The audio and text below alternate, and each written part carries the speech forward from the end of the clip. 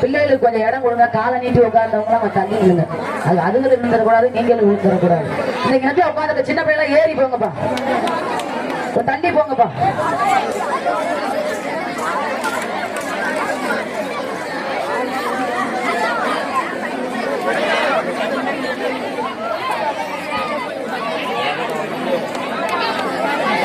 ஏமா இளவட்ட பிள்ளை இவ்வளவு பேர் இருக்கீங்களா?